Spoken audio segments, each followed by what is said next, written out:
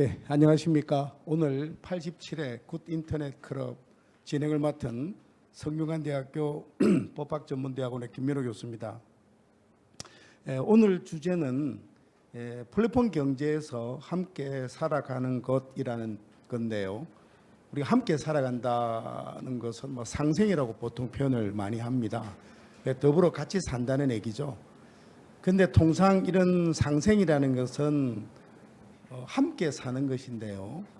이러한 상생에 저 개인적으로 생각할 때는 어떤 정부나 또는 그 국가의 규제가 들어가면 그때부터는 상생이라기보다는 이제는 분배라든지 규제가 아니겠는가라는 생각이 죄송합니다. 들어갑니다.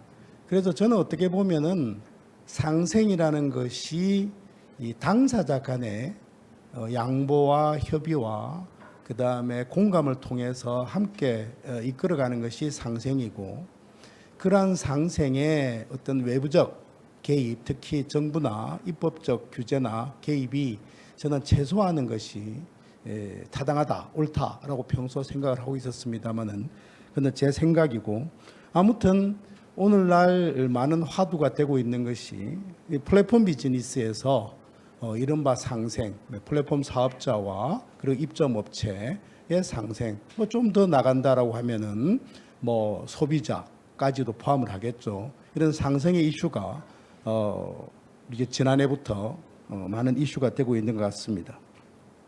그래서 오늘은 이러한 상생을 주제로 해서 각계 전문가 세 분을 모시고 좋은 말씀을 청해 드리려고 합니다.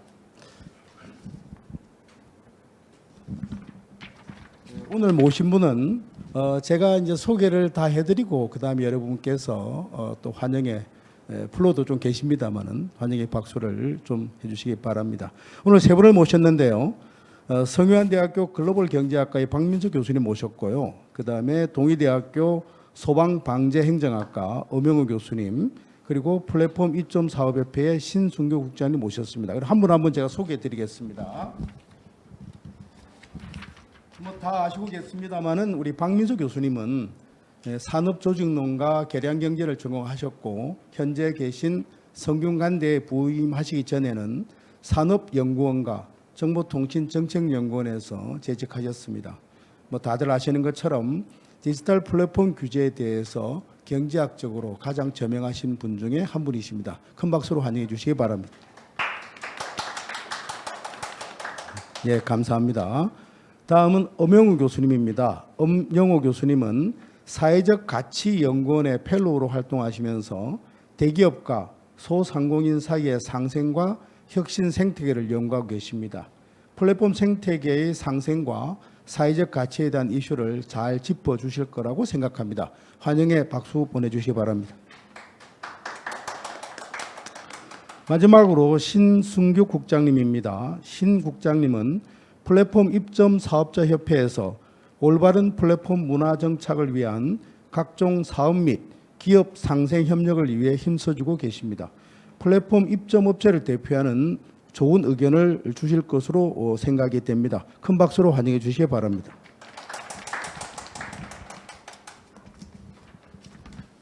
자, 그러면 우선 오늘 이 경제학적으로 또는 행정학적으로 그리고 직접 협회 회원사들을 대상으로 각각 필드에서 활약을 해주고 계신데요. 우선은 세 분께 공통 질문을 드리고 그리고 한 분 한 분께 또 개별적인 질문을 드리는 것으로 하겠습니다. 공통적 질문은 오늘의 주제가 역시 플랫폼 비즈니스의 상생, 다시 말해서 더불어 함께 살아가는 것이기 때문에요. 이 상생에 대해서 각각의 전공과 분야에서 생각하시는 상생이란 무엇인가에 대한 말씀을 청해 듣도록 하겠습니다. 그러면 순서에 따라서 우리 아무래도 필드에서 직접 많은 회원사를 상대하시는 신순교 국장님부터 말씀을 청해 듣는 게 좋을 것 같습니다. 부탁드리겠습니다. 네, 안녕하십니까. 한국 플랫폼 입점사업자협회 신순교 정책국장입니다. 지금 현재 그 디지털 대전환 흐름 속에서 많은 그 사업자들이 온라인으로 판로를 전환하거나 온라인과 오프라인을 병행하는 형태로 사업 운영은 방안을 지금 모색하고 있는 현재 상황입니다.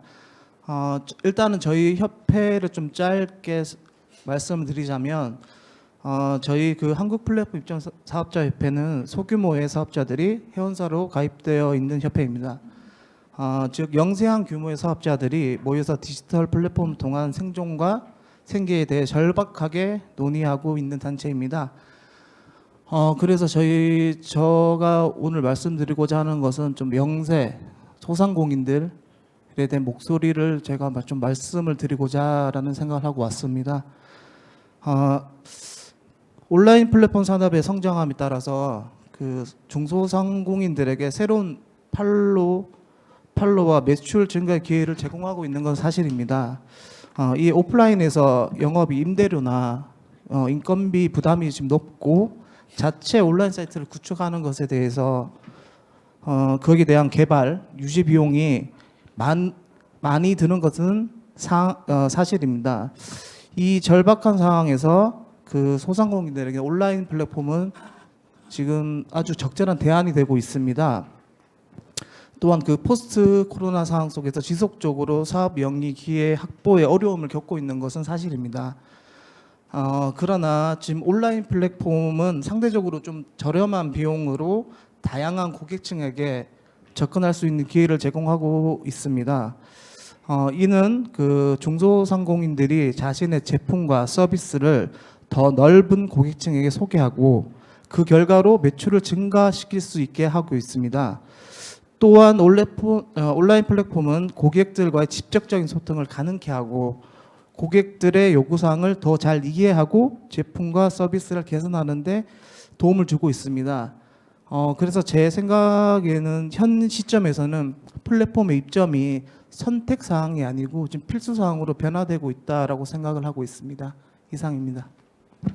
예, 감사합니다. 예, 다음은 우리 엄 교수님께 사회적 측면에서 상생의 개념이나 느낌을 말씀 부탁드리겠습니다. 부탁드리겠습니다. 네, 안녕하세요. 동의대학교 엄영호라고 합니다. 그 방금 신 국장님께서 말씀 주신 굉장히 필수적인 선택이라는 단어가 개인적으로 좀 많이 와닿았는데요. 저는 이 플랫폼 기업 그리고 상생 이 측면을 이제 사회적인 관점에서 살펴본다고 했을 때 우리가 어디에 주목을 할 필요가 있느냐 이 점에 계속 관심을 가지고 있었는데요. 먼저 기본적으로 이 플랫폼 기업이라는 공간, 그러니까 결국 플랫폼은 공간을 의미하기 때문에 다양한 사람들, 기업들, 업체들이 이용자가 많을수록 활성화될 수밖에 없는 구조를 가지고 있습니다. 근데 우리가 플랫폼 기업 했을 때 제일 먼저 떠올리는 이미지는 어떻게 보면 좀 세련된 느낌 혹은 기술적인 느낌들에 굉장히 관심을 많이 갖게 되고요. 그러다 보니까 기술적인 측면에서 굉장히 많은 논의들이 되어 왔던 것이 사실인 것 같습니다. 그렇지만 플랫폼 기업은 우리가 코로나 상황을 겪으면서 굉장히 주요한 사회적인 책무와 그다음에 가치들을 창출해낸 기업들로 우리가 이해할 수 있고요. 특히 이 사회적인 측면에서 놓고 본다면 이 조직을 둘러싸고 있는 외부 환경으로부터 굉장히 플랫폼 기업들 역시 자유롭지 못했다. 그 얘기는 다시 얘기하면 플랫폼 기업이 기술력만으로 성공하는 시대는 아니다. 어떻게 보면 이 사회적인 측면에서 다양한 가치들을 포함할 수 있을 때 플랫폼 기업의 성공과 그다음에 생존이 굉장히 중요하더라. 그래서 플랫폼 기업은 결국 상생이라는 이 단어 그리고 상생이라는 가치를 놓칠 수 없더라. 그래서 앞서 말씀 주신 것처럼 굉장히 필수적이라는 개념이 사회적인 측면에서 놓고 본다면 이 조직 외부의 환경에 적응해야 되고 그다음에 조직 외부 환경으로부터 정당성을 획득하기 위해서 가장 중요하더라라는 얘기들을 좀 할 수 있을 것 같습니다. 네, 이상입니다. 네, 감사합니다. 다음은 우리 박 교수님께 경제적 또는 산업 구조적 측면에서 플랫폼 비즈니스의 상생에 대해서 한번 말씀을 청해 듣도록 하겠습니다. 부탁드리겠습니다. 네, 플랫폼 기업들은 기존의 다른 산업에서의 기업들하고 다르게 기본적으로는 이제 판매자하고 구매자들을 연결시켜주는 중개를 해주는 그런 비즈니스 모델을 가지고 있습니다. 그렇기 때문에 우리가 일반적인 산업에서는 기업하고 판매자들 또는 중소기업 업체의 관계를 하청 관계 또는 뭐 납품업체 이렇게 부르지만 플랫폼에서는 이용 사업자 이렇게 부르지 않습니까? 그렇기 때문에 기본적으로는 상생의 그 틀을 가지고 있고요. 그리고 플랫폼의 경쟁력이라는 것이 결국은 그 플랫폼에 입점해 있는 판매 사업자들의 평판이나 능력 또는 그들의 제품의 질 이런 것들에 좌우되기 때문에 플랫폼 입장에서도 당연히 판매자들 더 좋은 판매자들을 입점시키고 그 다음에 그 판매자들이 더 좋은 제품, 더 좋은 서비스를 제공할 수 있도록 그 지원을 해주는 그런 인센티브가 있습니다. 그래서 상생은 플랫폼 기업의 기본적인 비즈니스 모델의 핵심이라고 생각할 수 있겠습니다. 예, 감사합니다. 제가 그 신순교 국장님께 하나 여쭤보고 싶은 게, 그러면 우리가 이제 플랫폼 비즈니스 이전에도 소상공인 분들께서는 이제 활동을 하셨으니까, 그러면 플랫폼에 입점을 하기 전에 하고 입점 이후에가 이제 비교가 되지 않겠습니까? 그러면 입점 이후에 어떤 뭐 매출액의 변화라든지 또는 판로 개척이라든지 이런 구체적으로 변한 것에 대한 데이터 같은 게 혹시 있으신가요? 있으면 말씀 부탁드리겠습니다. 네, 저 그 사실 저희 그 플랫폼 입점 전후에 대한 매출에 대해서 좀 객관적인 자료를 제가 정말 필요로 했습니다. 늘 제가 어떤 분을 만났을 때 와서 입점했을 때 어떤 점이 좋았습니까? 뭐 장점이 어떤 점이 있었어요? 이렇게 얘기를 했을 때 다 좋다라고만 얘기를 하시는 거죠. 그래서 제가 그래서 얼마큼 좋으신 건데요? 얼마큼 매출이 증가하셨어요? 매출이 얼마큼 더 다운되셨어요? 모두 그냥 다 좋다, 다 증가했다라고 말씀하시더라고요. 그래서 저희 협회에서 올해 와서 그 국회 토론회를 실시했었거든요. 근데 그 당시 저희가 그 토론회에서 발제를 그 카드사 결제 통계 자료를 객관적으로 좀 분석을 해가지고 좀 저희가 발제를 했었습니다. 그래서 지금 오늘 제가 그 중에서 한 4가지 정도만 제가 좀 말씀을 드리고자 합니다. 우선 19년 대비 21년 신규 영세 중소사업자들의 수를 살펴보면 오프라인 매장에서만 창업하는 신규 사업자가 12% 감소를 했습니다. 다만 근데 플랫폼 입점을 병행해서 창업하는 신규 사업자는 약 2배 가량 증가함을 볼 수 있었습니다. 그리고 온라인 플랫폼이 소상공인들에게 매출 향상에도 기여하고 있다는 점에 대해서는 19년 대비 21년 영세 중소사업자들의 매출 신장률을 분석한 결과는 오프라인에서만 운영하는 사업자 매출은 약 15% 감소했습니다. 다만 그 플랫폼을 병행해서 운영하는 사업자들 매출은 2배 이상 증가를 했었고요. 그리고 영세 중소사업자들의 점포당 매출액의 변화를 분석한 결과는 오프라인에서만 운영하는 사업자의 점포당 매출액은 약 10% 감소하거나 변동이 없었습니다. 그런데 플랫폼을 병행해서 운영하는 사업자의 점포당 매출액은 20% 이상 증가함을 볼 수 있었고요. 그 마지막으로 플랫폼을 통한 그 중소상공인들의 성장 지속성 효과를 분석한 결과에는 최근 3년간 영세 사업자에서 중소사업자로 등급 상향되는 평균 비중을 분석했을 때는요, 오프라인에서만 운영하는 사업자 등급은 상향률보다는 플랫폼을 병행해서 운영하는 사업자의 등급 상향률이 산술적으로 가능성이 2배 이상 높아졌다는 거죠. 그래서 온라인 플랫폼이 소상공인의 판로 개척과 매출 향상에 큰 기여를 하고 있다는 것을 객관적으로 이렇게 결과를 도출하게 되었습니다. 예, 감사합니다. 데이터가 있으니까 확실히 이렇게 뭔가 손에 잡히는 체감을 할 수 있는 것 같습니다. 우리 엄영우 교수님께 또 여쭤보고 싶은 게 있습니다.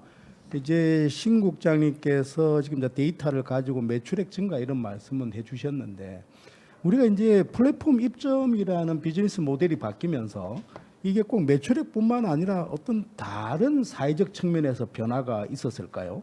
한 말씀 부탁드리겠습니다. 네, 그 신 국장님께서 굉장히 중요한 얘기들을 해주셨는데요. 일단 기본적으로 기업들이 이 코로나 그 팬데믹 상황에서 생존할 수 있었던 그 가치들, 그러니까 정확한 카드의 매출액이라던가 이런 부분들을 통해서 오프라인과 온라인의 매출 차이가 극명하게 드러나는 것들을 좀 설명을 해주셨는데요. 실제로 이 플랫폼 기업들 입장에서는 이 코로나19라는 상황은 어떻게 보면 굉장히 동일한 그 위기 상황이었을 수도 있고요. 반대로 새로운 기회가 창출되고 어떻게 보면 비즈니스 모델이 발굴될 수 있는 굉장히 좋은 기회였고 새로운 전략들이 많이 발생될 수 있었던 좋은 시기 중에 하나였을 수도 있다라는 생각이 들었습니다. 특히 이제 이 플랫폼 기업들이 기존에는 어떻게 보면 직접적 이해관계가 있는 관계자들에게 집중했다면 이 코로나 상황 이후에 다양한 측면에서 어떻게 보면 이해관계가 굉장히 낮은 사람들에게도 좀 집중을 하는 경향들이 좀 나타났는데요. 결국은 새로운 이해관계자가 만들어지고 거기서부터 새로운 사업들이 계속해서 발굴되는 또 효과들도 있었습니다. 제가 그 자료를 찾다 보니까 이제 SK텔레콤 같은 경우에는 이제 플랫폼 인프라 기업으로 구분이 되는데 이 SK텔레콤의 굉장히 인상적인 측면 중에 하나는 우리가 이제 통신 업체잖아요. 그렇지만 여기가 AI 스피커를 만들고 이 AI 스피커를 통해서 일종의 독거 노인에 대한 케어, 네, 그래서 아리아 살려줘라는 얘기를 했을 때 실제로 이게 뭐 응급 구조로 연결이 된다거나 이런 다양한 측면에서 어떻게 보면 독거 노인은 직접적 판매와 연관되지 않는 어떻게 보면 이해관계자가 아닐 수도 있다라고 생각을 한다 그러면 이 플랫폼 기업들이 새로운 가치들을 만들어내고 있는 것이 아닌가. 그 얘기는 우리가 사회적 난제라고 부르는 그 일반적으로 풀기 어려운 굉장히 다양한 문제들이 존재하고 있는데 이런 사회적 난제를 풀 수 있는 좋은 대안을 우리가 어떻게 보면 찾을 수 있는 기회를 갖지 않았을까. 그래서 결국 플랫폼 기업들이 굉장히 많은 사회적으로 기여도 했고 그 책무들을 수행하면서 만들어낸 경제적 가치도 굉장히 중요하지만 사회적 가치 역시 우리가 무시할 수 없다. 그러면 이 사회적 가치들을 단순히 우리가 가치를 잘 만들었네라고 얘기할 수 있는 게 아니라 적극적인 지원이랑 그다음에 뭐 제도들의 보완들이 좀 필요하지 않을까라는 생각들을 좀 했습니다. 네, 감사합니다. 우리 박민석 교수님께 좀 어려운 질문 하나 드리려고 하는데요. 아무래도 뭐 이렇게 플랫폼을 통한 비즈니스 활동이 증가되는 것은 뭐 우리나라 현상만 아니지 않겠습니까? 글로벌한 세계적인 현상일 텐데 제가 볼 때 우리나라가 좀 다른 나라와 다른 점은 이른바 토종이라고 할까요? 우리 국내에 그 플랫폼들이 많이 있는 것 같습니다. 다른 나라에 비해서. 그러면 우리가 이런 토종, 다시 말해서 국내 플랫폼을 가지고 있음으로 해서 다른 글로벌 국가들과 어떤 차이점이 있을까? 아니면 뭐 장점이 될 수도 있고 단점이 될 수도 있고 이런 것들에 대해서 어떤 의견이 있으시면 말씀 부탁드리겠습니다.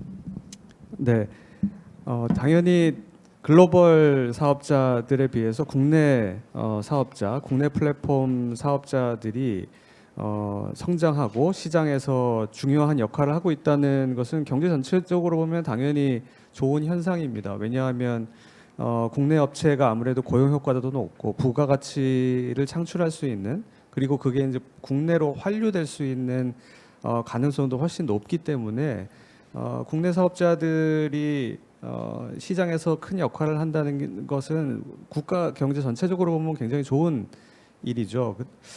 그런데 이 글로벌 그 업체하고 국내 업체 간의 규제 형평성 관련해서는 제가 두 가지 정도 좀 원칙을 좀 세웠으면 좋겠다는 그런 생각이 드는데요. 우선 첫 번째는 소비자 입장에서 보면은 사실은 서비스를 국내 사업자가 하느냐 글로벌 사업자가 하느냐는 크게 중요하지 않습니다. 어떤 사업자가 더 좋은 서비스를 하느냐 더 낮은 가격으로 더 좋은 품질의 상품이나 서비스를 제공하느냐가 중요한 것이기 때문에 소비자 입장에서는 사업자의 국적은 사실 중요하지 않거든요. 그런 차원에서 너무 국내 사업자를 보호한다 뭐 이런 거는 사실 소비자 입장에서는 바람직하지 않거든요.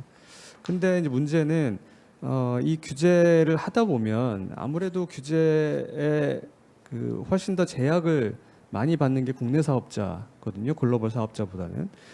국내 사업자의 경우에는 준법 수준도 훨씬 높고 글로벌 사업자들에 비해서 그리고 거의 대부분의 사업을 국내에서 하고 있으니까 당연히 이 규제에 순응하는 그런 순응도가 훨씬 더 높은 거죠.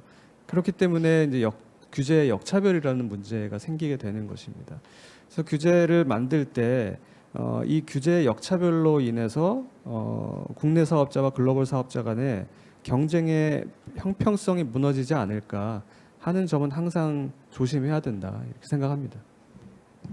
예, 감사합니다. 이제 박 교수님께서 이제 소비자 관점과 그다음에 규제적 관점에서 말씀을 주셨는데 이제 특히 말미에 이 규제적 관점 말씀 주셨습니다. 우리가 이제 가장 많이 하는 얘기가 이른바 규제 역차별 얘기를 굉장히 많이 하는데요. 그 규제 역차별 또 좀 더 구체적으로 얘기하면 우리 기업에 대해서 규제를 더 많이 한다라는 것보다는 글로벌 기업에 대해서 규제 집행력을 담보할 수가 없다. 저는 그렇게 보여집니다. 만약에 글로벌 기업에 대해서도 우리 국내 기업과 동일한 규제 집행력만 확보할 수 있다면 우리가 역차별 이슈는 사라질 것으로 보여지는데 그러면 국제법적으로 뭐 제 전공도 역시 법학입니다만은 국제법적으로 관할을 벗어나는 외국인이나 외국 기업에 대해서 규제 집행을 한다는 것이 항상 한계가 있을 수밖에 없죠. 그러다 보니까 이제 역설적으로 우리 국내 기업만 그러니까 좀 시샘말로 잘하는 애들만 더 잘하게 팬다, 한 놈만 팬다, 뭐 이런 얘기까지 나오고 있습니다만은 그래서 이 문제에 대해서 우리가 사회학적으로 또는 국가적 차원에서 어떠한 제도적 그 개선이 필요할까 우리 엉 교수님께 한번 여쭤보겠습니다. 네, 굉장히 어려운 질문을 해주신 것 같아요. 네, 굉장히 또 중요하고 또 의미 있는 이제 논의가 필요한 내용이기도 합니다. 특히 이제 저희가 코로나 상황을 겪으면서 이 비대면이라는 측면에서의 거래들이 굉장히 활성화되었고, 특히 이 과정에서 플랫폼 기업들에 대한 주목도 특히 뭐 최근에는 사실은 플랫폼 기업이 가지고 있는 굉장히 좋은 장점들과 기여에도 불구하고 사실은 부정적인 측면들, 그다음에 부작용에 대한 부분들도 굉장히 많은 이슈가 되고 있는 것도 사실입니다. 그렇다면 어떻게 보면 산업이 성장하고 이 사회가 발전해가는 과정에서 갈등이 긍정적인 측면에서의 효과를 가져올 수도 있지만 어떻게 보면 또 부정적인 효과를 갖고 와서 이 산업이 커가는데 위축될 수 있는 효과가 발생될 수도 있다고 생각이 돼요. 그런 측면에서 규제가 사실은 굉장히 신중하게 접근될 필요가 있다. 특히 우리가 이런 산업의 확산, 그다음에 산업이 활성화되는 데 있어서 정부가 어떤 촉진자의 역할을 할 것이냐, 아니면 규제자로서 뭔가 이런 산업들의 발전을 뭐 정부 입장에서는 굉장히 발전을 늘리기 위한 방안이라고 할 수 있지만 실제적으로 현장에서의 산업들은 위축될 수밖에 없는 이런 문제들이 생길 수 있다라고 생각이 되는데요. 그래서 제일 중요한 건 저는 개인적으로는 투명성의 측면에서 정부가 모든 플랫폼 조직들, 그다음에 이용자와 다양한 사용자들이 그리고 혹은 관계가 없는 외부인들도 플랫폼에 대해서 굉장히 투명하게 볼 수 있는 정도의 제도적 장치를 만드는 것이 굉장히 중요하고, 그 이외의 규제들은 최소화하는 것이 필요하다. 그래서 결국은 투명한 제도 안에서 자유롭게 경쟁을 하는 것이 어떻게 보면 교수님 말씀 주셨던 것처럼 다양한 역차별 문제라던가 이런 부분들을 좀 줄일 수 있는 것이 아닐까라는 생각이 들고요. 물론 굉장히 어려운 얘기고, 사실 정부가 투명성을 확보하기 위해서 또 다른 규제들을 만들게 되고, 이게 정부가 갖고 있는 규제의 제일 큰 어려운 점은 규제가 계속해서 규제를 만들어낼 수밖에 없는 구조를 가지고 있는데요. 이런 구조적인 측면에서 어떻게 보면 시대의 변화, 그다음에 이런 기술의 발전에 조금 어떻게 보면 긍정적인 측면에서 좀 믿고 기대해 보는 거, 그리고 기다려 주는 거, 이런 것들도 필요하다라는 생각이 좀 듭니다. 그래서 정부가 과하게 규제할 것이 아니라 어떻게 보면 투명한 환경을 만들어 주는 그런 부분에서의 규제 논의가 됐으면 참 좋겠다라는 생각이 듭니다. 예, 감사합니다. 우리가 이런 생각이 듭니다. 제가 오프닝 때도 말씀을 드렸지만은 이제 규제, 다시 말해서 법적인 규제는 최소한의 행동 양식을 규율하는 겁니다. 다시 말해서 만약에 법이 없이 이 당사자 간에 A와 B라는 사람이 당사자 간에 서로 사이좋게 잘 지내라라고 하게 되면 우리가 가짓수로는 헤아릴 수 없는 많은 것들을 서로 이제 양보하고 협의하면서 지냅니다. 오늘 점심 뭐 먹을까? 라고 해서 그것부터 해서 그다음에 뭐 우리가 야근을 하는데 오늘 일을 어떻게 분배해서 할까? 이렇게 되는데 만약에 이걸 규제를 한다라고 하면은 점심은 무엇을 먹어라. 야근은 몇 대 몇으로 해라. 그걸 전부 다 규제하게 되면은 어떤 현상이 벌어지냐면 그러한 최소한의 규제만 지키고 나머지를 지키지 않게 됩니다. 다시 말해서 플랫폼 사업자에게 만약에 정부 규제나 입법 규제가 들어가게 되면은 어떤 현상이 초래되냐면 그러한 규제만 지키고 나머지는 철저하게 이제 자신에게 유리한 방향으로 행동 방식을 보이는 것이 일상적입니다. 그래서 우리가 규제를 조심해야 된다. 저도 법학자지만 그냥 우리 국회의원들이나 정부가 뭐 입점 사업자들이 수수료이 너무 높아요. 예를 들어서 또 우리가 그 배달 플랫폼에서 라이더 분들이 우리 라이더 수수료가 너무 높아요. 라이더 비용이 낮아요. 막 이런 말씀들을 하면은 이 정부나 입법자들은 너무 크게 고민하지 않고 그래? 그러면 규제부터 해야지. 법부터 만들어야지 하게 되면 그것으로 인해서 모든 것이 시스템이 제대로 돌아가는 것이 아니라 오히려 그러한 것들로 인해서 그것을 제외한 나머지에 대해서는 더욱더 소비자나 또는 입점업체나 라이더 분들에게 불이익이 갈 수 있는 그것도 우리 항상 생각해 봐야 되는 것이 아닌가라는 생각이 드는데요. 제가 서설이 길었습니다만 마찬가지로 이런 플랫폼 사업자에 대하여 규제가 늘어나고 또 정부나 입법자들의 강력한 규제 지금 모멘텀이 있는 상황에서 우리 신승규 국장님이 생각하실 때는 오히려 우리 입점업체나 이런 사업자 입장에서 과연 이것이 더 도움이 되고 바람직한 것인가 어떤 생각을 가지고 계신지 한번 여쭤보겠습니다. 그 규제 도입을 통해서 그 소상공인들 권익 보호를 당연히 중요할 수 있죠. 근데 하지만 그 무리한 규제 도입으로 그 플랫폼 시장이 좀 쇠퇴하게 된다면 우리 소상공인들 설 곳을 잃게 됩니다. 그 온풀법을 통해 그 논의되고 있는 내용들이 플랫폼 시장에서 소상공인들의 권리를 보장해주기 위해 방향으로 검토되고 있는 것은 알고 있습니다. 다만 그 소상공인들의 입장에서 가령 최근 그 플랫폼 자율 규제를 통해서 마련된 수수료 동결 그리고 각종 상생 산업을 통한 비용 지원 그리고 빠른 대금 정산 등이 조금이라도 더 물건을 팔 수 있고 당장의 생계를 유지해 나갈 수 있는 직접적인 지원책이 될 수 있으므로 이러한 지원 방향에 대해 더 관심을 가져주시면 좋겠습니다. 기울 수 있으나 그 국내 기업들이 시장에서 주도권이 뺏기고 해외 빅테크 기업에게 의존하게 된다면 그들의 정책에 따라 높은 수수료, 갑질 문제 등에 더욱 심하게 발생할 우려가 있다라고 생각을 하고 있습니다. 혹시라도 그 플랫폼 시장 자체가 축소되거나 시장이 해외 빅테크 기업들에게 잠식당해서 한국 기업들이 더 이상 경쟁할 수 없는 상황이 되는 등 플랫폼 생태계 자체가 망가질 우려가 있다면 그것이야말로 그 소상공인들과 본 협회에 가장 큰 위협이 될 것입니다. 최근에 그 입점 사업자와 플랫폼 사업자 간의 오랜 기간 논의 끝에 자율 규제 방안을 발표한 것으로 알고 있습니다. 그 중장기적인 방안도 좋습니다. 다만 그 기존보다 수수료를 좀 적게 나가거나 동결되는 등 그 소상공인들의 절박한 생계에 실질적으로 도움이 될 수 있는 성과가 자율 규제를 통해 더 많이 도출되기를 바라고 있습니다. 그 플랫폼 자율 규제 논의에서 이와 같은 고민들을 더 확대하고 이어나갈 수 있으면 좋겠습니다.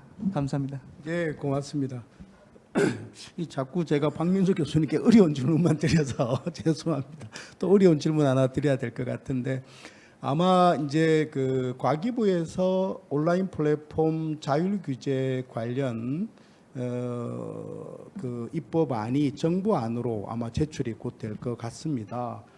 그 자율규제 법안에 대해서 제가 TF 위원장을 하면서 직접 이제 조율해서 법안을 만들긴 했습니다만 당초는 의원 입법을 생각하고 있었다가 정부 입법으로 아마 이제 방향을 잡은 것 같습니다. 근데 그거와는 별도로 또 공정위에서 여전히 온라인 플랫폼 공정화법에 대한 입법 시도는 멈추지 않고 있는 것 같습니다. 그래서 그 여러 차례 나왔던 주제이긴 합니다만은 만약에 이 공정위가 생각하는 온라인 플랫폼 공정화법이 입법이 된다면 우리 경제적으로 또 산업 구조적으로 어떤 변화가 있을까?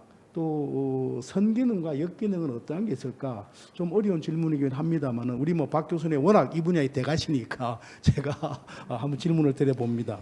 네, 제가 온풀법을 딱 찍어서 답변하는 것보다는 이 온라인 플랫폼에 대한 사실은 여러 부처에서 뭔가 특별한 규제법을 만들려는 그런 시도들이기 때문에 그런 것을 통틀어서 좀 말씀을 드리면요.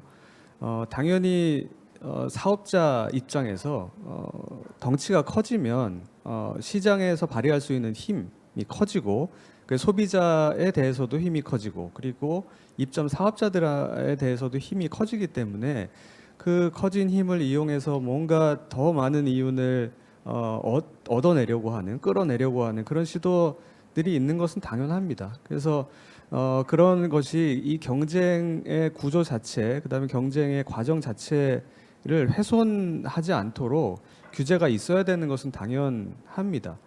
그런데 여러분들 뭐 다 아시겠지만 우리나라에는 이미 그런 법들이 있습니다. 공정거래법이 있고요. 그리고 대규모 유통업에 대한 규제법이 있고요. 그다음에 하도급의 관계를 규제하는 하도급법도 있습니다.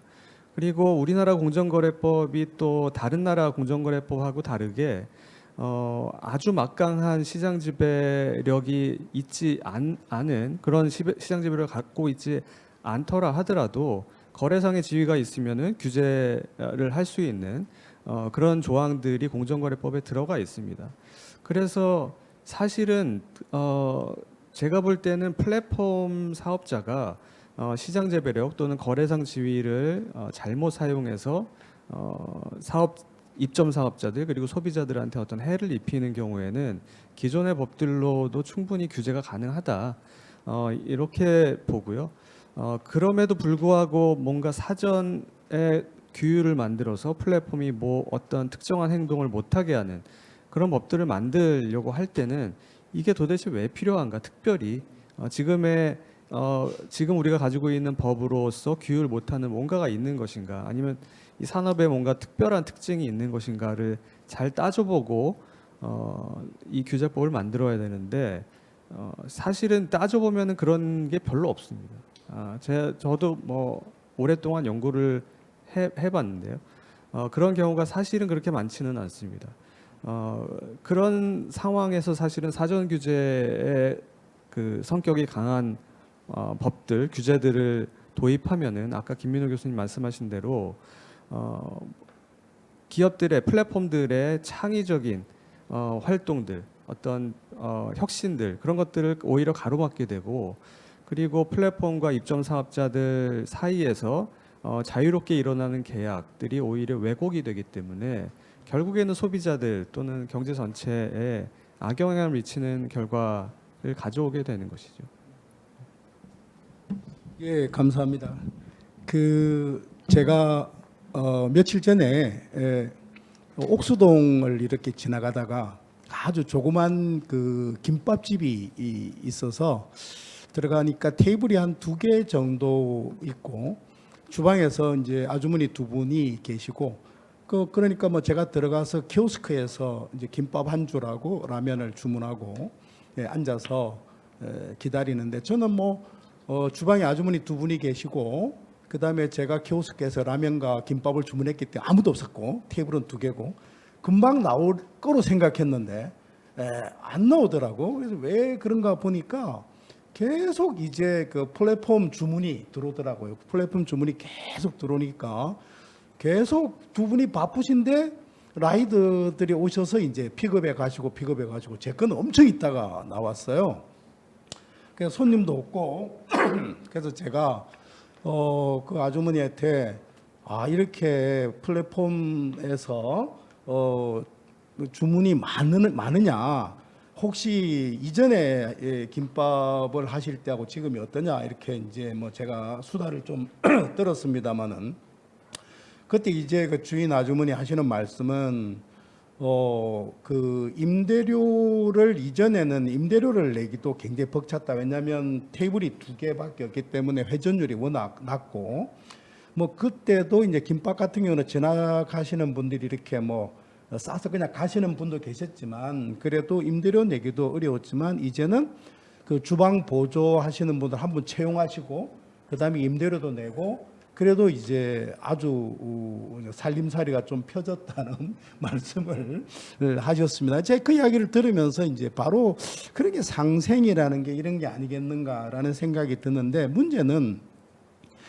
상생의 기대 수준인 것 같습니다. 상생의 기대 수준이, 예를 들어서 입점업체, 제가 입점업체라고 생각을 해보면, 입점업체 입장에서 수수료율이, 플랫폼이 제시하는 수수료와 입점업체가 생각하는 수수료가 어떤 접점을 찾아서 합리적인 수준을 결정한다. 이렇게 되면은 이거는 바람직하고 합리적인데, 예를 들어서 입점업체가 나는 종래에 내지 않던 돈을 이제는 내게 되기 때문에 0에서 플러스가 됐다 라고 생각하고, 플랫폼은 아니 우리 때문에 없던 매출이 늘지 않았느냐, 신규 매출이 늘었으니까 당연히 이만큼의 수수료를 내야지 하는 그 간극이 너무 벌어진다고 하면 그거는 이제 문제라는 생각이 듭니다. 그러나 그 간극이 벌어지지 않고 입점업체 입장에서도 우리의 매출이 늘었기 때문에 어느 정도의 수수료는 부담하겠다. 또 플랫폼도 만약에 입점업체가 없다면 우리 플랫폼이 존속할 수 없기 때문에 이 정도 수준에서 수수료율을 결정하는 게 좋겠다라고 하는 그런 합의를 이끌어가는 과정, 이것이 상생이 아니겠는가. 제가 좀 말을 조금만 더 하겠습니다. 왜냐하면 저희가 정해진 시간이 있기 때문에 말씀을 좀 더 드리면, 저는 우리나라에서 가장 재밌는 법 중에 하나가 박민석 교수님께서도 말씀하신 대형마트 규제법이라고 생각합니다. 대형마트 규제하는 것이 처음에 목적은 재래시장을 보호하기 위해서 대형마트를 규제한다라는 거였어요. 그러나 지금은 재래시장을 위협하는 것은 대형마트가 아니라 온라인 쇼핑몰입니다. 그러면 그렇다고 해서 우리가 또 온라인 쇼핑몰을 규제해야 되겠습니까? 영업시간 규제하고 의무휴일제 만들고, 그렇지는 않다는 생각이 듭니다. 그래서 이거는 트렌드가 변하는 거죠. 재래시장과 대형마트와 이제는 온라인으로 이렇게 트렌드가 변해가는 과정일 뿐이고, 그러면 재래시장은 대형마트나 온라인 플랫폼을 규제함으로써 보호하는 것이 아니라 재래시장을 지원하는 것으로 보호해야 합니다. 다시 말해서 재래시장의 환경을 개선해주고, 정부나 지자체가 재래시장의 주차 공간을 만들어주고, 그 다음에 환경을 개선해주고, 그 다음에 뭐 요금에 대해서 정찰제를 개선하고, 여러 가지 이렇게 환경을 개선해주면 우리가 뭐 스페인이나 일본을 가서 보면 재래시장이 되게 재미있고 오히려 관광 상품이 되는 경우가 많습니다. 마찬가지로 그렇게 재래시장을 지원해서 문제를 해결해야 되는데, 우리는 기본적인 구조가 뭡니까? 그래, 누구 때문에 힘들어? 대형마트 잡아. 누구 때문에 힘들어? 플랫폼 입점업체 잡아. 이런 식으로 규제 방향이 가는 게 아닌가라는 생각이 들고요. 또 하나 말씀드리면, 여러분 요즘 그 전동 킥보드나 이런 거, 이 퍼스널 모빌리티라고 하는 그 당기는 거 보면 어떤 법이 생겼습니까? 아니 전동 킥보드를 타는데 헬멧을 써야 돼요. 그 다음에 또 도로로만 다녀야 돼요. 보도에 다니면 안 돼요. 다니면 범칙금 10만 원인가 얼마 내야 된다고 그래요. 되겠습니까? 안 되죠. 정동 그런 업체들, 플랫폼 업체들 다 거의 다 철수하고 지금 몇 개 남지 않았다는 생각.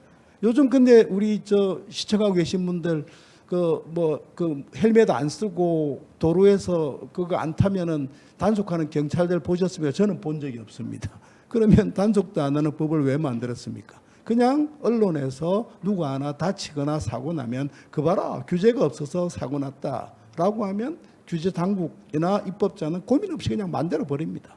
마찬가지로 플랫폼 사업자와 입점 업체의 갈등과 이런 것들에 대해서 이거는 얼마든지 상생을 통해서 해결할 수 있는데, 그러나 그냥 어떤 어려운 점이 있느냐라는 목소리가 들리면 그래 그러면 규제해 라고 하는 정말 내피셜한 단순한 사고가 이 법안을 만들고 있지 않는가라는 생각이 드는데, 그런데 그러한 것들이 이 부처 이기주의와 접목함으로써 공정위를 비롯한 규제 당국은 이계에 자신들의 규제 권한과 범위를 넓히려고 이 온라인 공정화법의 입법 시도를 끝까지 멈추지 않고 있는 이 현실이 저는 매우 안타깝게 생각을 합니다만은 제가 서서히 길었습니다. 그러면 우리 지금까지의 어떤 그 토론은 되게 포멀했다라고 하면 지금은 좀 우리가 허리띠 풀고 느슨하게 제가 한번 여쭤보겠습니다. 이 뭐 시나리오에 없는 얘기입니다만 우리가 신승규 국장님께 제가 한번 여쭤보고 싶은 게, 이제 입점업체 분들을 직접 이렇게 만나지 않습니까? 상대하시고 만나면 이 플랫폼 사업자에 대해서 어떤 불만보다는 바람, 막 이런 걸 이랬으면 참 좋겠다라고 하는 그런 바람 같은 게 혹시 있으시면 편하게 말씀해 주시기 바랍니다. 편하게 말씀해 주셔도 됩니다. 아까 제가 아까 그 전에 좀 말씀드린 부분들을 다 종합적으로 좀 말씀드려야 될 것 같습니다. 사실 그 엄용호 교수님께서 계속 가치에 대해서 말씀 많이 주셨는데요. 그 영세한 사업자들에서 가장 중요한 가치는 그 어제보다 오늘 더 장사가 잘 되고 한 달 뒤에도 계속 장사를 할 수 있는 환경을 만드는 것이 제일 큰 가치라고 생각하거든요. 국회와 그 정부가 영세한 사업자들의 사업을 지속 영위할 수 있는 플랫폼 산업을 만들어주는 것이 중소상공인들이 실질적으로 체감할 수 있는 가장 큰 가치라고 생각하고 있습니다. 그 앞에 말씀드린 그 데이터 분석 결과와 같이 그 우리 소상공인들이 여러 플랫폼에 입점하여서 매출 및 그 온라인 판례 확대 어느 정도 성과를 보고 있는 것도 사실입니다. 당장의 그 플랫폼 시장 상황은 그 다수의 국내 플랫폼 기업들이 경쟁하면서 수수료가 어느 정도 비슷한 수준에 수렴하고 있다라고 생각이 되고 있고요. 소상공인들은 좀 복수의 플랫폼에 입점해서 적절히 사업을 운영하고 있으며 그 플랫폼 기업들이 시장을 유지하는 것이 소상공인들에게 어느 정도 기회와 도움이 되고 있다는 것도 저는 사실이라고 받아들이고 있습니다. 그리고 따라서 그래서 입점 사업자들 역시 플랫폼 기업과 좀 무리한 갈등 구조를 만드는 것보다는 플랫폼과 입점 사업자가 함께 좀 상생하고 발전해 나갈 수 있는 그 생태계가 만들어져 나가야 된다라고 생각을 하고 있습니다. 네, 고맙습니다. 갑작스러운 질문에도 좋은 답변 주셨습니다. 우리 엉 교수님도 우리 플랫폼이 원래 플랫폼 비즈니스가 사회학적으로 사회적 가치 일을 위해서 좀 이렇게 갔으면 좋겠다. 혹시 그런 평소 바람이 있으시면 좋은 말씀 부탁드리겠습니다. 네. 굉장히 마지막 질문이 제일 어려운 것 같은데요. 네, 뭐 앞서 이제 김민호 교수님께서도 그 법률에 대한 규제 부분에 대해서도 말씀을 해주셨는데, 사실 어떻게 보면 이 법적 규제라는 것들이 사회 환경의 변화와는 시차가 존재하는 것 같아요. 그러다 보니까 이 법률이 만들어지고 다시 변화하는 사회에 다시 대응하는 과정에 발생되는 일종의 사회적 비용들, 그리고 그 갈등들이 존재하게 되는 것 같고, 여기서 뭐 또 하나 덧붙이면 일종의 법을 만드는 게 굉장히 좋은 성과가 되는 사회 분위기도 저는 조금 문제가 있다라고 생각이 듭니다.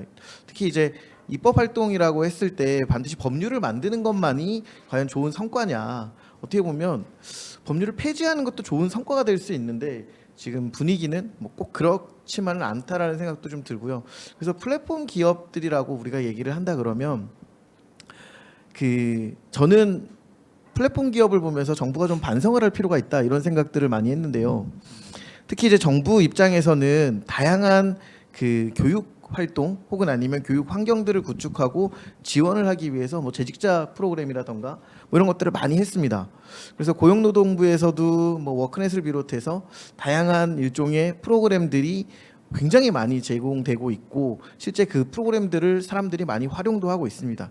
그렇지만 제가 그 최근에 네이버 스퀘어 그리고 이제 네이버에서 하고 있는 교육 프로그램들을 좀 보면서 느꼈던 점은 한 2년여 만에 가입자 수가 100만 명 이상 증가를 하고 그다음에 누적 조회수가 거의 뭐 400만에 가깝게 늘어난다라는 거는 정말 사회 변화의 수요에 굉장히 밀접하게 닿아 있다.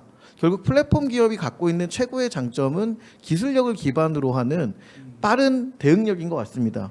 그러면 플랫폼 기업들이 갖고 있는 이 굉장히 빠른 대응력들이 활용될 수 있어야 된다. 그런 측면에서 플랫폼 기업들의 뭐 이런 얘기를 여기서 하는 게 좀 조심스럽긴 하지만 길을 살려주는 것도 좀 필요하다. 그러니까 우리가 그 규제라는 측면에 놓여 있긴 하지만 사실은 플랫폼 기업들이 일정 부분 좀 새로운 그 비즈니스 모델도 좀 만들어 보고 더 어떻게 보면 거기서 우리가 놓치고 있던 다양한 문제들을 해결해 보는 기회가 될 수도 있다라는 생각이 들거든요. 뭐 라이더분들이 일종의 플랫폼의 이용자로서 그냥 단순히 활용되는 것이 아니라 이분들이 사실 골목 구석구석 돌아다니시거든요. 그러다 보면 이분들이 발견하는 다양한 문제들을 그걸 다시 플랫폼 업체들이 혹은 플랫폼 기업에서 받아들여서 뭔가 개선해보는 혹은 다양한 또 문제들을 해결해보는 노력들이 같이 발생될 수도 있다라는 생각이 들어요. 그래서 플랫폼 기업들이 단순히 그 이윤에 매몰될 것이 아니라 가지고 있는 기술력과 이용자들을 활용해서 뭔가 좀 새로운 일들을 많이 해볼 수 있는 환경들이 조성되는 것이 굉장히 중요하겠다라는 생각을 해봤습니다. 예, 좋은 말씀 감사합니다. 그게 이제 우리가 죄송합니다. 이제 박민수 교수님께 또 어려운 질문을 제가 하나 드리려고 하는데요. 이제 정부 부처가 어떤 이제 처분이라는 걸 하게 되면 그 처분이 기분 나쁘거나 처분에 불복할 경우에는 우리가 이제 행정 소송이라는 걸 통해서 그 처분을 취소해 달라는 소송을 제기를 합니다. 그런데 정부 부처 중에서 가장 소송을 많이 당하는 피소를 많이 당하는 부처가 공정이고 그 다음에 또 가장 패소를 많이 당하는 부처가 공정인데 공정위의 얘기는 그겁니다. 이런 얘기를 영상이 남는데 해도 될지 모르겠습니다만 그래서 이 특히 플랫폼과 관련해서 무슨 이렇게 처분을 하려고 할 때마다 우리 이제 박 교수님 전공이신 이른바 시장 획정이라는 게 참 어렵다 보니까 처분하기가 애매하고 그래서 온라인 공정화법이 더 필요하다. 뭐 이런 얘기를 많이 해요. 그래서 그러면 우리가 경제학적으로 또 산업구조적으로 그렇게까지 해서 시장 획정이 어려움에도 불구하고 그렇게 온라인 공정화법이라는 걸 만들어서까지 그런 규제를 하는 것이 산업적으로 경제적으로 그리고 소비자 관점에서도 필요하고 유용한 것인지 좋은 말씀 부탁드리겠습니다. 네, 그 방금 전에 이제 김민호 교수님 말씀하신 그 온풀법은 사실 공정위가 이제 공정위는 주로 사업자들 간의 경쟁 관계를 규율을 하고 있습니다. 주되게는 물론 사업자하고 입점 사업자 또는 원청 업체와 뭐 하도급 업체 간의 관계도 규율하지만 기본적으로는 같은 시장에서 경쟁하는 사업자들 간의 불공정한 경쟁을 하지 않도록 규율을 하는 것이 이제 공정위의 주된 역할이고요. 그런데 이제 온풀법은 아까도 이제 말씀드렸듯이 이 플랫폼 사업자, 특히 이제 거대 플랫폼 사업자하고 거기 입점해 있는 입점 사업자들 간의 관계를 이제 규율하는 그런 법입니다. 공정위 저도 영상에 이런 얘기를 남기는 게 맞는지 모르겠는데 사실은 공정위 그 분들하고 이제 얘기를 해보면 공정위에서는 지금 우리나라 정부 이제 새로운 정부가 기조로 삼고 있는 자율 규제를 지지하는 편이라고 합니다. 그리고 그 이 온풀법의 제정에 대해서는 자율 규제로 일단은 그 시행을 하고 그 결과를 보고 이 온풀법을 계속 추진을 할 것인지 말 것인지를 고민을 할 것이다 이렇게 밝히고 있고요. 근데 추가로 온라인 플랫폼에 관련해서 방금 전에 시장 획정 말씀도 하셨기 때문에 온라인 플랫폼 사업자들을 규율하는 시장 지배적 지위 남용에 대한 새로운 지침도 만들고 그다음에 기업 결합에 대한 새로운 지침도 만들고 있는데 그 이유가 기존의 산업들하고 조금 다른 측면들이 있기 때문이고요.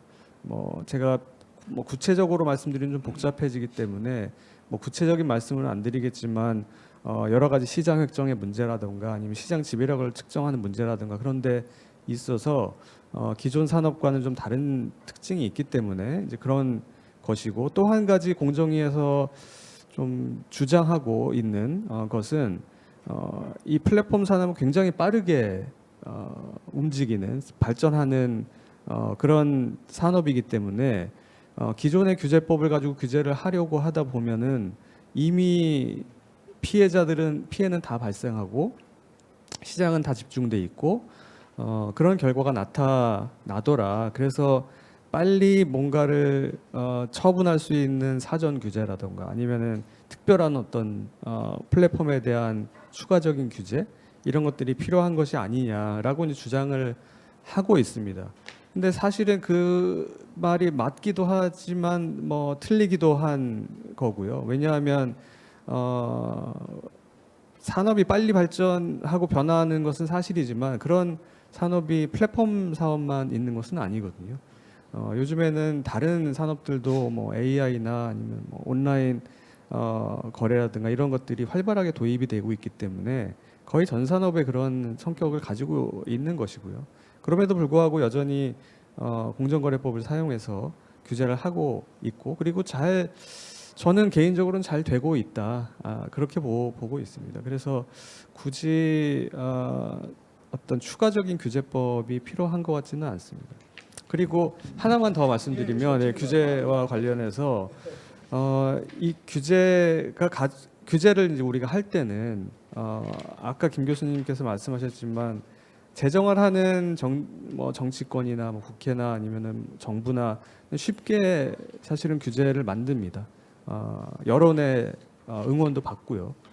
그런데 규제를 만들 때 항상 생각해야 되는 것이 규제를 만들었을 때 그 후속 효과가 어떻게 날 것인가를 생각을 해야 되는데 특히 이제 플랫폼 산업에서의 규제를 도입했을 때는 제가 우려하는 것은 몇 가지가 있는데 첫 번째는 이 규제에는 항상 규제 비용이 따르게 됩니다. 근데 이 규제 비용을 플랫폼이 100% 짊어지는 것은 아니거든요. 이 규제 비용이 발생하면 그것이 입점업체로 흘러가게 돼 있습니다. 예를 들면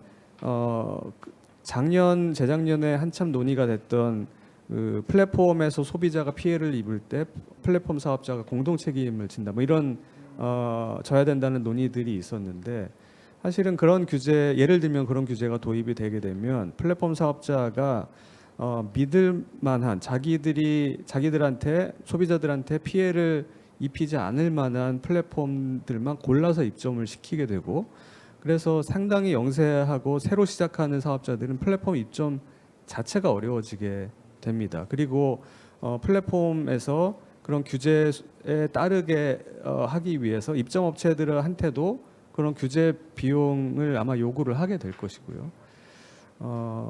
그 다음에 또 한 가지 제가 우려를 하는 것은 지금 규제의 논의가 어떤 방식으로 진행이 되냐 하면은 큰 플랫폼들은 규제하고 중소 작은 스타트업들 작은 플랫폼들은 지원을 해준다 우리는 그게 겉으로 보면 좋아 보이지만 사실은 스타트업이나 중소 플랫폼 업체들은 우리는 평생 중소 플랫폼 스타트업으로 머무를 거야 이렇게 생각하고 사업을 하진 않거든요. 본인들도 언젠가는 네이버 카카오 처럼 되고 싶다는 그런 꿈을 가지고 사업을 하잖아요. 그러면은 그 사업자들도 이 큰 플랫폼들이 어떻게 규제받는다는 것을 보거든요. 그래서 그런 본인들이 덩치가 커지고 플랫폼으로 상당히 성장을 하게 되면 나도 규제를 받겠구나 하는 것이 결국에는 창업이나 혁신 의지 같은 것을 꺾을 수 있다. 그런 우려를 갖고 있습니다. 이제 좋은 말씀 감사합니다. 이제 오늘 주제는 사실은 이제 플랫폼 상생이지만 오늘 참석하신 분들이나 여러 가지 여건을 봤을 때는 이제 플랫폼 사업자와 입점 업체의 상생이 더 포커스가 있는 것 같습니다. 이런 포커스를 두고 이제 마무리 차원에서 우리 그 국장님 그리고 ông 교수님 그리고 박 교수님께서 차례로 플랫폼 사업자와 입점 업체의 상생에 관한 많은 우리가 논의를 했습니다만은 이제 마지막으로 우리가 이런 부분은 서로 같이 인식을 같이 했으면 좋겠다라고 하는 부분에 대해서 한 말씀씩 하시고 마무리 짓도록 하겠습니다. 부탁드리겠습니다.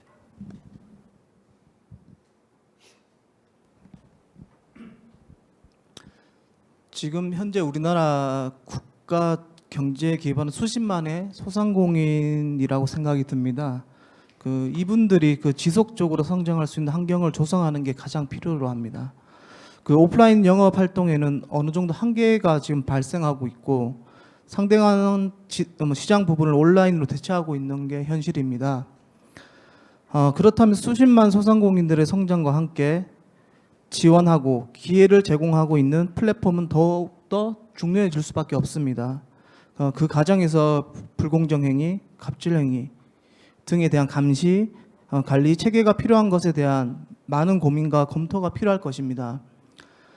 실질적인 상생 정책에 대한 활발한 논의가 이루어졌으면 좋겠으며 형식적인 것은 너무 많은 비용과 시간이 투자돼서 실질적으로 중소상공인들이 발전할 수 있는 방안이나 실질적으로 있는 방안이나 경제 저변의 소상공인 플랫폼의 동장 사업안에 대한 고민이 필요하다라고 생각을 합니다. 너무 무리한 규제 때문에 자칫 더 중요한 가치를 놓치면 안 됩니다. 또한 플랫폼 사업자들의 지속적인 기술 개발 노력도 중요합니다. 그래야 소상공인들도 이러한 기술을 활용할 수 있습니다. 플랫폼 사업자들의 지속적인 기술 개발을 통해 서비스 경쟁력이 향상되고 이를 통해 소상공인들의 온라인 디지털 판로가 계속 유지되고 발전했으면 좋겠습니다. 감사합니다. 네, 저도 이제 마지막 말씀을 드리면 저는 조직 이론을 전공했고 특히 조직이 생존하기 위해서는 이런 사회적인 정당성이 굉장히 중요하다라는 이론적 논의를 바탕으로 해서 다양한 이제 사회 현상들을 연구하고 있는데요. 특히 이제 플랫폼 기업들이라고 한다 그러면 결국 그 안에 속해 있는 중소상공인들이나 스타트업이나 이런 분들에 대해서 존중하지 못한다. 이런 경우에 과연 사람들이 플랫폼 기업을 어떻게 바라볼 것이냐. 결국 우리가 여기서 말하는 정당성이라는 거는 기업의 바람직한 모습이라고도 볼 수 있거든요. 그러면 기업이 잘하고 있다, 바람직하다라는 모습이 물론 시대가 변함에 따라 다양하게 달라지지만 지금 현 시대가 요구하고 있는 일종의 잘하는 모습들 혹은 바람직한 모습들에 플랫폼 기업들이 조금 더 관심을 가질 필요가 있다. 그러면 중소상공인들에 대한 부분들, 스타트업에 대한 부분들을 조금 더 관대하게 혹은 아니면 더 디테일하게 살펴볼 수 있지 않을까라는 생각도 들고요. 또 반대로 이 입점하게 되는 중소상공인 업체들이나 혹은 스타트업 업체들 같은 경우에도 우리의 모습을 사람들이 보고 있다라고 생각할 필요가 있는 것 같아요. 그러면 더 조심하게 되고 혹은 사회가 요구하는 다양한 환경에 바로 반응할 수 있지 않을까라는 생각이 듭니다. 그래서 서로 본인들의 관점도 굉장히 중요하지만 우리 사회가 바라보고 있는 관점에 대해서 한번 조금 더 살펴보고 우리가 그 안에서 조직의 정당성을 좀 찾을 수 있는 방향으로 좀 긍정적인 좀 논의들이 많이 만들어졌으면 좋겠다라는 생각이 듭니다. 네. 네, 제가 서두에 말씀드렸지만 플랫폼은 기본적으로 소비자에게 서비스나 상품을 공급하는 그런 그런 비즈니스 모델을 가지고 있지만 그러기 위해서는 질 좋은 그리고 좋은 서비스를 제공하는 판매 사업자들이 반드시 필요합니다. 그렇기 때문에 플랫폼의 성장을 위해서는 상생이라고 하는 게 필수적이고 대부분의 플랫폼은 그것을 인지하고 있다고 생각을 합니다. 간혹 단기적인 이익을 쫓아서 그런 상생을 잊어버리고 그런 판매 사업자들을 좀 착취하려고 하는 그런 그런 업체들 간혹 있을 수 있지만 그것은 대세는 아니라고 생각을 하고요.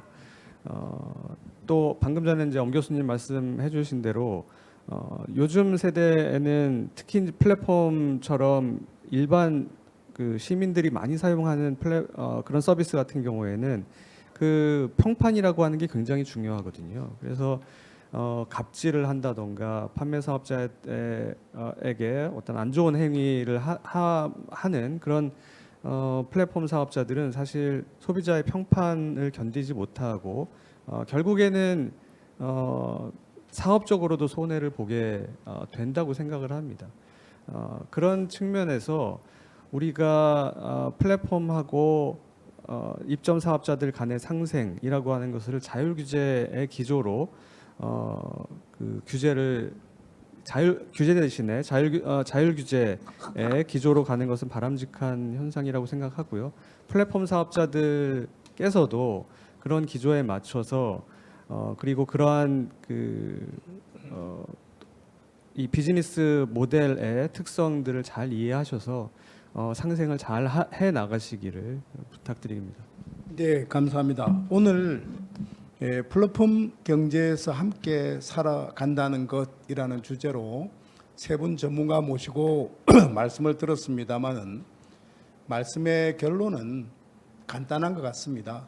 플랫폼 사업자 입장에서는 입점업체가 없다라고 하면 플랫폼 사업 자체가 존재 의의가 상실되는 것이고, 마찬가지로 입점업체 입장에서도 플랫폼 사업자가 없다라고 하면 그만큼 매출이나 판로 확장에도 마이너스가 된다는 것을 서로 너무나 잘 알고 있기 때문에 이렇게 알고 있는 내용에 대해서 서로 공감하고 인정하고 인식하면서 더불어 같이 상생할 수 있는 길을 찾아가는 것이 가장 합리적이고 바람직한 길이 아니겠는가, 이런 말씀으로 오늘 다 말씀을 주신 것 같습니다.